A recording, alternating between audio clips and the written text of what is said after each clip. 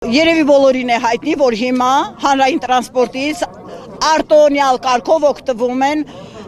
զոհված զինվորների 44-օրյա պատերազմի մասնակիցների ընտանիքների անդամները, բոլորը ընդ որում, բայց ես տեղեկացել եմ ստույգ աղբյուրներից, այդպես հենց ոչ թե օդից կախված լուրեր են, այլ ինձ հայտնել է այդ մասին պատասխանատու պաշտոնատար անձ եւ ասել է արտոնությունից կօգտվեն 3 պատերազմի մասնակիցների զոհերի ընտանիքների ընդամենը 1 անդամ 10 տարի ժամկետով։ Դա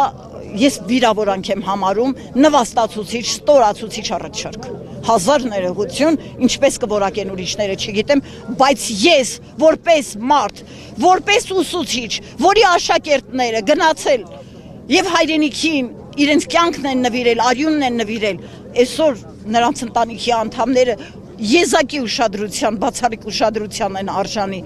եւ այս քայլով մենք ավելի շատ վիրավորում ենք, քան վերաբերմունք ենք դրսևորում դրական։